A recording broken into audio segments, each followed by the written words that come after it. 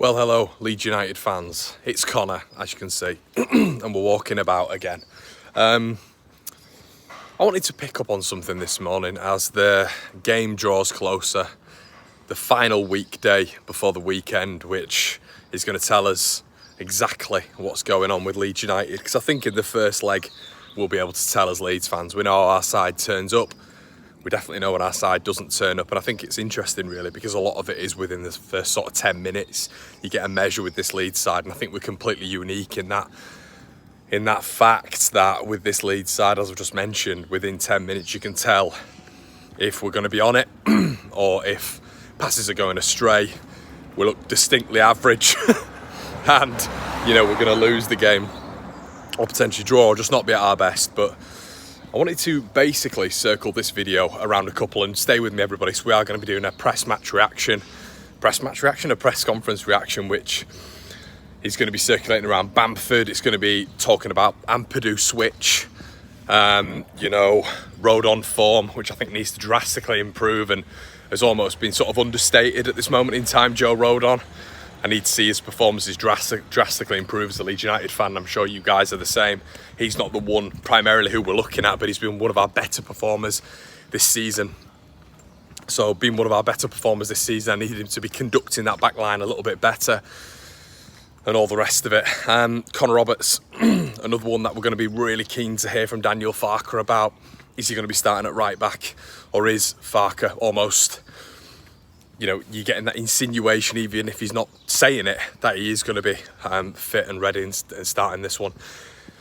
Ampadu switch, we've mentioned it several times. Does Cooper come back in? I think Cooper's career pretty much ended at Leeds with that Watford game.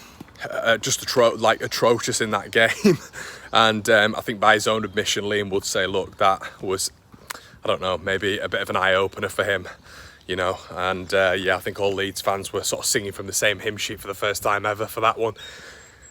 But if Cooper comes back in, Ampadu then is able to go back into the midfield, our best midfielder by a country mile, proven this season. His last proper midfield performance was against Chelsea. Was unbelievable, absolutely unbelievable with Archie in there. And I just really want to see him back in there, but I don't know what we do. And I need your guys' help for it. What do we do? Because, the manager's not started Charlie Cresswell whatsoever. I think that situation's not been managed great.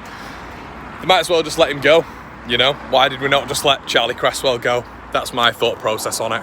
When everything happened, there was the Richard Cresswell Instagram post. There was all of that sort of stuff. We might as well just let Charlie go because he's just not played any minutes since, has he? So, but I'd have loved to have seen him just put into this Leeds side a little bit more so we could have seen what he's about this season. We know he's played championship minutes last season and done really well. We know Millwall wanted him back, but Leeds, wanted cover this season and they wanted cover in January, and it's just such a shame that we've not been able to act with that, because I think if Charlie genuinely would have been put into this side throughout the season, come off the bench, I'd be turning around in this game and saying, just put Charlie in, get Charlie in and put Ampadu in midfield. But now we're having to have a conversation where we're talking about Liam coming back in potentially for a semi-final, and we know how the last semi-final went for Liam. So it's a massive conversation. It's a huge conversation to have because we need Ethan back in that midfield. Gabby, Sarah, McLean, Nunes. It's a good midfield three. It's a good midfield who are doing relatively well at the minute for Norwich. So we need to combat that. We have to combat that. And for me, you combat that by putting our best midfield back into midfield, our best midfielder back into midfield. Now, talking about our best players as well, this is something else that I wanted to discuss. The Raphinha treatment. And a lot of you guys will be thinking, what do you mean the Raphinha treatment? Well, Raphinha, at the back end of his Leeds United career, was getting a lot of rubbish for not being interested. And listen, when I'm running a fan channel, and I was running a fan channel at that moment in time, it was being said everywhere. He's not interested. He wants to leave Leeds. He can't be bothered anymore because some of the performances that the Leeds team were putting in, I will say the Leeds team, potentially contributed a little bit by Raphinha, but he was literally a rose in a thorn bush in that side under Jesse Marsh. he wasn't able to properly perform because the tools next to him were just nowhere near efficient enough. So Raphinha was getting a lot. He was getting a lot of flack towards the back end by Leeds fans, and I had no idea why. You know, Instagram posts meaning something. Oh, he wants to leave. He's not in for the cause. And what did he then do? He then proved back end of the season against Brentford, and for me, the back end of the season anyway, that he was the main man and the boy. And it was only then when he went to Barcelona, everybody was like, oh yeah, actually we never wanted Raphinha to go. Load of rubbish. And the problem is now, Cree is getting this treatment. And you see it online. I know the people in the comment section below saying, you're not seeing it. You are seeing it online. As I continuously say, I run a fan channel. So a lot of you won't see the comments that I see on my channel. And obviously on the One Leeds Instagram and Twitter and all that sort of stuff and TikTok. You are seeing it, and I am seeing it.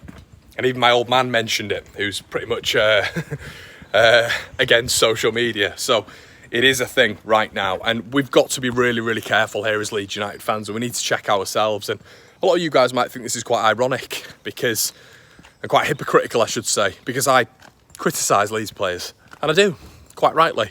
After performances, these fan channels are reactive. But I also like to be proactive, and the reason I don't see myself as negative is because I always try and offer a solution. I think negative people in life are people who can't offer solutions and just complain about things.